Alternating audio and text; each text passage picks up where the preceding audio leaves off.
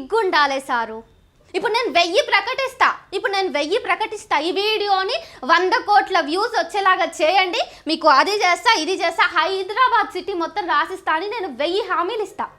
ప్రకటించడానికి ఏం పోతుంది? అసలు అధికారంలోకి వచ్చి సంవత్సరంన్నర దగ్గరగా కూడా మీరు ఇంకా ప్రకటించుకుంటూనే ఉంటే మరి అవి అమలయ్యేవెప్పుడు? మహిళలు మీరు అంటున్నటువంటి హామీలను అనుభవించేదెప్పుడు? ఫస్ట్ అసలు ఈ పాయింట్లో ఒక్కొక్కటి చదువుతుంటే పాలు ఎట్లా విండాలి, పొద్దుగాల లేచి బర్లకు గడ్డెట్లు వేయాలి, ఇవేనా పెండెట్లు ఎత్తాలి. అరే ఎంత సిగ్గులేని జన్మ అయిపోయింది ఈ అధికారంలో ఉన్నటువంటి వాళ్ళది అని అనిపించింది. మరి ఈ పథకాన్ని మీరు ఎక్స్క్లూజివ్గా మహిళల కోసం ఇస్తున్నామని చెప్పనీక మీకు సిగ్గెట్లు వచ్చింది అని అడుగుతున్నా. అసలు ఏంటిది? జెండర్ పరంగా ఇవ్వాల్సినటువంటి స్కీములా ఇవి?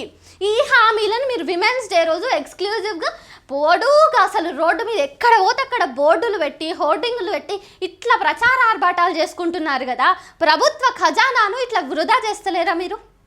8th 9th క్లాస్ పిల్లలకి కడుపు వస్తుందయ్యా.